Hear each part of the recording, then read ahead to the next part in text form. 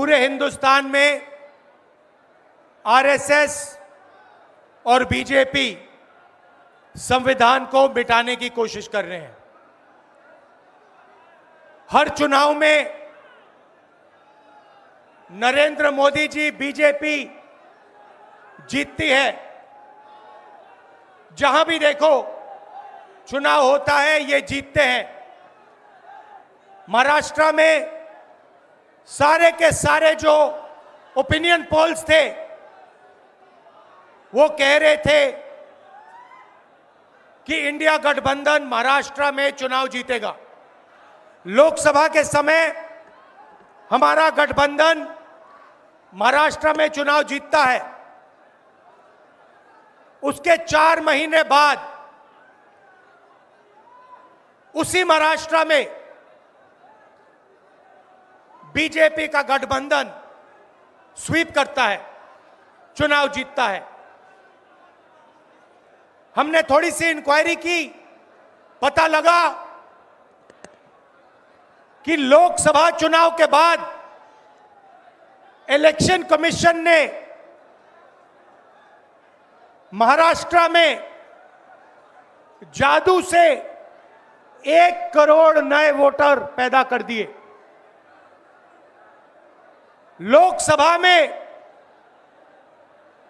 और विधानसभा में 1 करोड़ वोटरों का फर्क था।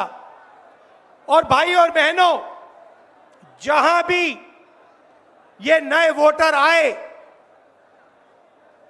वहां पर बीजेपी का गठबंधन जीता।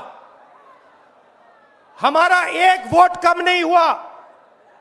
हमारे गठबंधन को जितने वोट लोकसभा में मिले उतने ही वोट हमें विधानसभा में मिले। बीजेपी को सारे के सारे नए वोटरों के वोट मिले और वो चुनाव जीते। हमने शिकायत की, इलेक्शन कमीशन से कहा, उनको कहा हमें वीडियोग्राफी दिखाओ। इलेक्शन कमीशन ने मना कर दिया।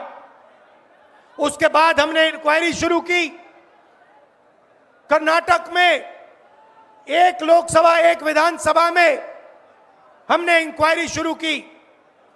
सारे के सारे रिकॉर्ड निकाले और एक रिकॉर्ड को दूसरे रिकॉर्ड से कंपेयर किया। भाई और बहनों, पता लगा कि एक विधानसभा में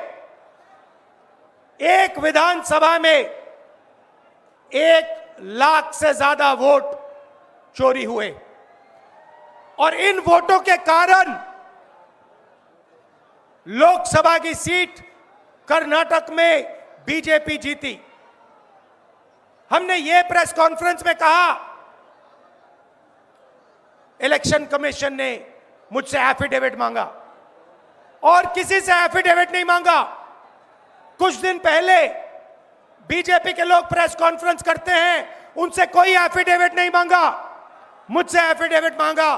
कहते हैं कि आप एफिडेविट दो कि आपने जो हमें कहा, आपने जो डेटा रखा है वो सही है। उन्हीं का डेटा है, उन्हीं के आंकड़े हैं, मुझसे एफिडेविट मांग रहे हैं। हमने उनसे सीसीटीवी जो वीडियोग्राफी है वो मांगी, मना कर दी। भाइयों और बहनों, मैं आपको इस स्टेज से कह रहा हूं कि पूरे हिंदुस्तान में विधानसभा के चुनाव, लोकसभा के चुनाव चोरी किए जा रहे हैं।